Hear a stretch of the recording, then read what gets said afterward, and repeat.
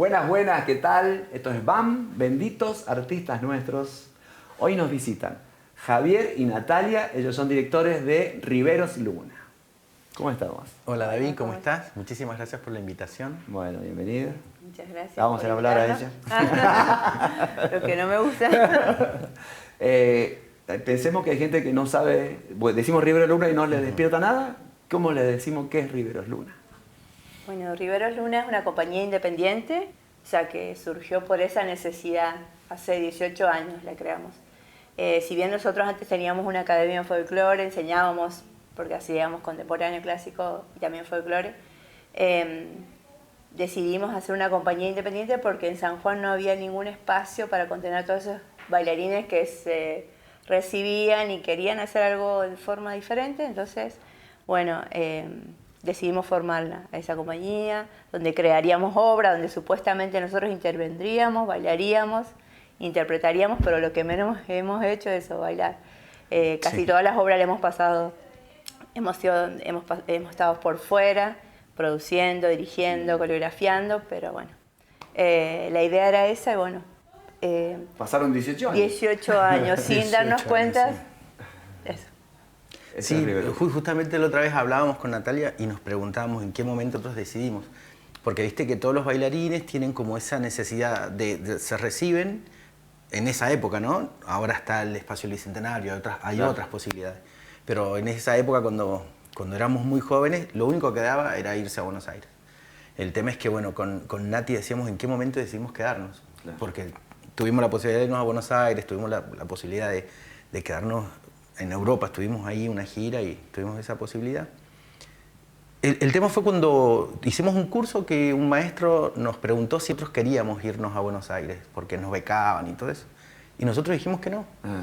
Pero no éramos inconscientes, dijimos que no, pero no teníamos la conciencia de lo que significaba quedarse en San Juan cuando no había nada de compañías. Sí, los institutos, ¿viste? Existían, la danza existía, pero no una compañía donde se hicieran, ponele todos los meses una obra, donde se trabajara de esa manera. Y este maestro nos dijo que ustedes piensan hacer su Buenos Aires en San Juan. Y ahí nos quedó como resonando y volvimos a ese taller y formamos la compañía Riveros Luna. Pero con esa necesidad. Como dice Nati, lo que menos hicimos fue bailar. Claro. O sea, generaron espacio. Claro, porque en realidad nosotros no habíamos recibido, queríamos bailar, queríamos seguir bailando, queríamos seguir también experimentando otras situaciones. Queríamos siempre digamos, como la creación, digamos, como nuestro objetivo máximo. Entonces, bueno, queríamos experimentar eso, la creación, no solamente porque hacíamos parejas para nosotros, pero bueno, queríamos ver cómo se trabajaba en grupo una obra completa que durara 40 minutos, 50 minutos, una hora, 30 minutos. Y bueno, experimentar, tener esa experiencia, digamos. Mira. Ahora, vamos para atrás en el tiempo sí. Y ¿cómo es tu encuentro con la danza en temprana edad, digamos? Sí, yo siempre cuento que yo a los 5 años me acuerdo que estaba en la casa de mi abuela y vi por ATC, en ese tiempo era ATC, vi el ballet del Teatro Colón, estaba haciendo El Lago de los Cisnes. Y ahí me enamoré muchísimo de la danza clásica, más que nada. Bueno, mi papá es un hombre súper trabajador, como por ahí no tenía los recursos económicos para mandarme a danza al principio mis padres. Y pasaron muchos años por un problema de salud, y dice mi mamá, si vos te sanás, empezás a danzar. Entonces, bueno, o sea, en el sentido de que yo me recuperara, porque en realidad tuve una infección en el pie, y bueno, tal vez me cortaron el dedo, cosas así. Esa experiencia tuve, entonces me dice mi mamá, sí, cuando te recuperes, empezás danza. Entonces, a los 11 años recién empecé a cursar, digamos, en un instituto, de manera formal, pero igual siempre bailaba, digamos, antes era como siempre estaba ese incentivo de querer moverse, de querer experimentar, de crear coreografías sin siquiera saber moverse. Claro, ¿qué era? Eso. ¿Y vos, Javi, cómo fue tu encuentro con la danza? Mira, mi encuentro fue con una academia de barrio, recuerdo. Es muy loco porque yo tenía unos vecinos enfrente de mi casa que ellos bailaban folclore. Yo era muy chico, recuerdo, y me invitaron una vez a bailar en la academia, ¿sí? Mi familia, ninguno tenía contactos con el arte, ellos, o sea, siempre estuvieron conmigo, ¿viste? Ahí como de costado al arte. Y estos vecinos me invitaron. Siempre me acuerdo y le cuento, fue muy gracioso porque ellos tenían una carretela y iban en una carretela con su caballo. Ajá. Y yo siempre tengo esa imagen de estar arriba de la carretela e ir hacia la academia para bailar. Y no sabía dónde iba, no sabía con qué me iba a encontrar. El tema es que me recibió el profesor en una academia La Cautiva, que todavía funciona. La otra vez lo vi al maestro. Y ese fue mi encuentro así, o sea, la experiencia de ir, era la primera vez que yo subía a una carretera, era muy chico. Todo era mágico. Todo era mágico, era como de una película. Ajá, era una película. Y eso fue lo que creo que todo, desde el momento en que crucé la calle de mi casa, mis padres sabían que yo iba a ir a aprender folclore. Crucé, me subí a la carretera, me llevaron, todo eso fue como un flash, digamos. Cuando empecé a moverme, a bailar, ahí encontré, digamos, un mundo al que, bueno, después no pude dejar. O sea. Claro. ¿Y cómo fue de ahí más tu carrera en la secundaria, todas esas etapas? Mira, mi carrera fue en la danza, hacía folclore, pero no era muy responsable, que digamos, ¿viste? O sea, era un poco irresponsable, a mí me gustaba mucho bailar. Mi sueño era volar, yo siempre quería hacer una carrera militar, de aviador militar. Entre eso que bailaba, que no bailaba, que quería ser militar, la conozco a Natalia. El tema es que cuando la conozco a Natalia, ella me empieza a enseñar la formalidad de la danza, porque ella era bailarina clásica, así que en el comedor de su casa me empezó a dar clases. Y empezó a pasar algo muy extraño, que yo ya no quería hacer una carrera militar. Claro. Así que bueno, ella me empezó a formar en el comedor de su casa, me daba clases, porque tampoco era muy buen bailarín, digamos, era un bailarín de barrio, muy indisciplinado. Y ella traía toda una estructura, ¿entendés? De disciplina, sí, claro. Así que eso fue lo que me cambió, aprender de ella, ella me mostró otro mundo y a dónde se podía llegar bailando con respecto a las sensaciones, ¿viste? El tema es que tenía todo listo ya para irme a empezar mi carrera militar, estaba saliendo de la secundaria.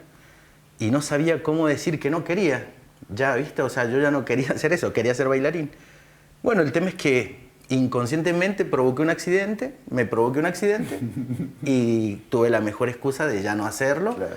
Así que me quedé ese año y ahí agarré la danza con todo, digamos. Ella lamentablemente se hizo cargo. Yo tampoco ni siquiera era docente. Desde mi experiencia de estudiante, le enseñaba lo que me enseñaban a mí, pero bueno, había toda una formalidad de la enseñanza y todo eso, que no digo que en las academias no haya, pero bueno, la danza clásica es muy rígida, digamos. Claro. Bueno, era muy, digamos, bueno, podemos hablar millones de cosas de la danza clásica, diferentes perspectivas, pero digamos, ahí empezamos, cuando nos empezamos a conocer, empezamos también, yo aprendí muchísimo de él porque él también tiene una imaginación, tiene proyectos que yo jamás me hubiera imaginado hacer, claro. Y bueno, trabajamos juntos. Y ahí está el complemento de las dos formas, claro, de ver el mundo. Pero, sí.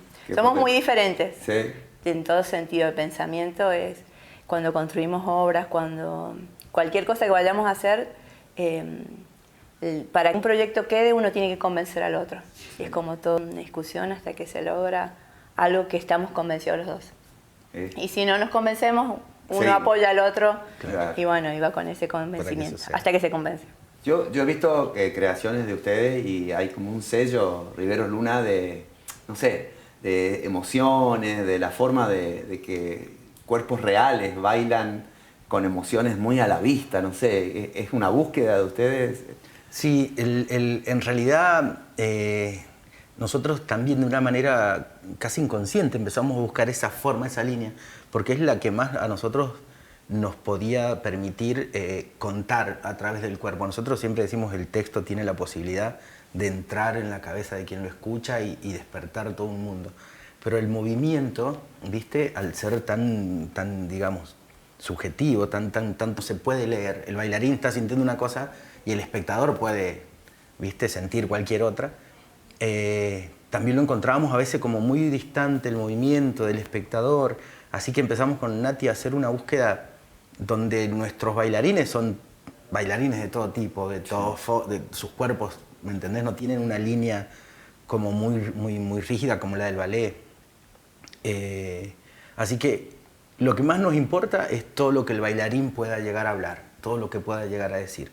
Así que eso empezamos a experimentar, a buscar, y eso fue sin querer, empezó a ser nuestra, digamos, nuestra impronta claro. de trabajo. Sí, nuestra coreografía fue la primera que armamos a los 19, 20 años, no sé, cómo pensar en eso. Y ahí era casi muy intuitivo, digamos, no voy a poner primitivo, pero muy intuitivo. Y ahora seguimos nosotros guiándonos mucho por nuestra intuición, por lo que nos llega por la... Sí, pero la intuición tiene mucho más bagaje, ¿verdad? ¿A qué recurrir? Pero también, o sea, cuando no sabemos por dónde ir, bueno, confiamos mucho en nuestra intuición, digamos, en lo que va más allá de un pensamiento, digamos. Sí. Eso. Me acuerdo de una función con adolescentes que los vi en Santa Lucía, y la transformación de ese público que quizá nunca había visto danza, y ver algo de danza que realmente los atravesaba y los emocionaba, verlo transformarse, y que después lo expresaban con sus cuerpos al terminar, cómo se vinculaban con los bailarines, ¿no? Sí, eso fue una anécdota que nos quedó, porque esa obra se llamaba La Criatura. Esta es mi criatura. Es la primera obra que nosotros hacíamos donde la dramaturgia no era muy clara, sino era más sentir y proyectar ese sentimiento al espectador. Y nunca habíamos trabajado con jóvenes. Siempre, viste, público ya más grande. Y era una de nuestras primeras experiencias con escuelas. Claro. Donde los chicos al empezar la obra empezaron a reírse, se reían. Claro, porque estaban temblando, porque bueno, era como la creación, queríamos representar. Y los cuerpos tenían que temblar porque tenían arcilla y tenían que despegarse de esa arcilla. Entonces les causaba risa, o sea, el movimiento que habíamos elegido. Pero en realidad no era de una manera, digamos, que ellos se burlaban de lo que estaban viendo, sino era como su manera de manifestar que iban entrando en la obra. Sí. Y después que termina la obra estaban todos los chicos como muy atrapados. Eso a nosotros nos marcó esa función muchísimo. Sí, muchísimo porque atrapar a un joven y ver esa transformación mientras va sucediendo la obra, a nosotros nos marcó un camino, nos enseñó muchísimo. Fue hermosa esa función. Siempre la ponemos como ejemplo, ¿cierto? Claro, y nosotros siempre, por más que cuando hacemos una obra nunca está terminada hasta que no tiene ese contacto con el público. Claro. Y seguramente que la próxima que la vamos a volver a... O sea, la próxima vez que lo hacemos, escuchamos mucho la recepción, no lo que nos dicen, sino sus cuerpos, lo que se puede observar de ellos al ver la obra, nos enriquece mucho para transformar también nuestra obra. Es como un ida y vuelta todo el tiempo. Sí. Se está creando y reescribiendo todo el tiempo. Todo el tiempo. Nosotros como que nunca dejamos una obra, es así. Claro. Siempre la vamos transformando. Como, digamos, pensamos que siempre está viva, entonces siempre vamos transformándola el día a día. Sí. De todos los veces que le ha tocado actuar distintos proyectos, aparte de esta, ¿alguna otra que diga, esto me marcó o nos marcó también? Mira, a mí en lo personal fue la primer coreografía que bailamos juntos, que hicimos juntos. Sí. La creamos en el comedor de la casa, después con el tiempo empezamos a revisar todo y no hemos cambiado mucho desde esa inocencia, esa ingenuidad que teníamos en el comedor de la casa de ella cuando construimos la primer coreografía. Elegimos una canción que era una samba, que era Volveré siempre a San Juan, pero tocada por una filarmónica. Muy extraña para nosotros, y para esa época también era muy extraña que se bailara en la parte folclórica. Y sobre la estilización que elegimos hacer en ese momento también, porque se estilaba ser un gaucho y una paisana, ¿viste? Nosotros bailamos descalzos, fue como... Pero de una manera tan ingenua, era trabajar y poder mostrar lo que éramos en ese momento, que eso es lo que me marcó y digamos, me marcó mi carrera como coreógrafo. ¿Sí? Todo lo que yo he podido crear o construir siempre se remite a ese joven con esa joven en ese comedor. O sea, toda la carrera, todo lo que he podido sale de ese lugar. O sea, siempre pienso, nunca voy a salir de ese comedor, ¿entendés? O sea, porque ahí fue tanto... igual esa coreografía tuvo tanto, pusimos tanto de nosotros, que después aprendimos como, bueno, ahora hacemos un poquito, vamos entregando como menos. Sí. En esa coreografía no, como que echamos toda la carne al asador, digamos. Nuestros espectadores eran mi familia viéndonos bailar, o sea, como fue la primera, como romper el hielo con ellos. Creo que fueron muchas las funciones que nosotros nos marcaron. También hicimos en Precosquín de Olinda según Baudilio. Bueno, con mi hermano que hacía de Baudilio en esa época, sí. Y él se había caído en el ensayo general y actuó quebrado. Entonces también eso nos marcó. Hay muchas situaciones, muchas experiencias. De mucha entrega. Sí, de mucha entrega. A veces hemos tenido funciones donde solamente habían 5 personas también, o sea, ver un público, un teatro gigante de 5 personas. Creo que todo eso fue, nos construyó y nos sigue construyendo y también nos destruye un poquito para volvernos a construir. Fue una experiencia maravillosa. Creo que no, si hay una particular, creo que sí puede ser esa primera vez que nos vieron bailar y los espectadores eran nuestra familia. Claro. Y que hicimos esa coreografía con lo que teníamos a mano y vos fíjate que todo lo que hemos hecho después ha sido con cosas cotidianas. Sí. Cosas que íbamos haciendo. Muy independientes. Muy independientes. Bueno, chicos, este es el momento de hablarle a esa cámara. Bien. Dale vos. Bueno, ¿qué puedo decir como artista, como sanjuanino? Que creo que uno debe apostar, creer, soñar y dejarse llevar, porque el camino, por más que no esté trazado, uno cree que no está trazado, pero siempre hubo alguien que marcó algo y uno tiene que dejarse llevar. En eso que se deja llevar, va a ir encontrando eso que el que estuvo adelante fue dejando en el camino como las miguitas de pan y uno lo va a ir encontrando y va a volver a trazar su nuevo camino. Así que creo que la reflexión es esa. Creer en esos sueños, creer en ese joven, creer, por más que sean los años que sean, uno debe creer en ese joven que empezó a caminar, que empezó a soñar y bueno, la vida sabrá a dónde nos lleva.